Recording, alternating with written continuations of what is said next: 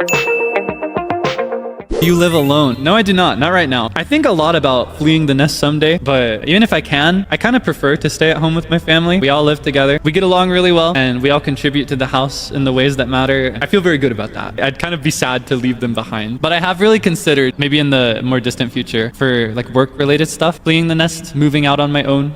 Kind of scary to think about. I don't know if I'd be able to handle being too far away from them, so I'm not too sure. For example, it could be really convenient to move to Japan someday, be close to HQ. Because if I did that, I could do a lot more cool stuff. I could plan more events. I could do really cool karaoke stuff. In any timeline where I have 3D, I could do a lot of stuff with that if I lived there without needing to book a full day of shifting between airports and airplanes. Because I love airports. Don't you just love I hate airports. I hate airports so bad. I don't mind the plane. I don't mind flying, but I hate traveling by plane because I hate the airport. I care about my family very much, so I'm very content to just stay where I am, honestly. Or stay at a dorm at HQ. Could you imagine? Could you imagine dorm stories? That'd be kind of crazy. No, I think at the end of the day, it's probably for the best. Because I think, I don't know if this is a little too real. I feel like a lot of people, they'll make great friends. They'll make great coworkers. They will not make great housemates. I think living with someone is something, it's like a very precious form of compatibility. And it can take a lot of trial and error. And if you start as something other than a housemate, right? Rather than a stranger who you start to live with, if you start as like a friend or a relative or a coworker, I think that if things get soiled as a housemate, it's not as simple as just moving out and never seeing that person again. You got to maintain the first relationship you have with them. And that can be really tedious. So I think things like a dorm system or like hive houses, I don't think that's a very good idea. Maybe it could be the occasional, we've seen it already actually, like when they'll share an Airbnb or something and have like a little podcast for a week or two. I think that's really cool because then it's like, rather than living together forever, it's more like a little trip. It's an event. You can stomach an event, I think. I don't know if that's too real. I don't know. That's another really big reason that I've chosen to stay at home, stay with my family. I find that I'm not very willing to stomach the risk of an incompatible housemate because I mentioned earlier, like acts of service via things like cleaning house and doing dishes. I will do that. I will not say a single word about it for anybody that I love or care about. If a stranger leaves a dirty dish in my sink, there's not going to be a house. I'm going to explode.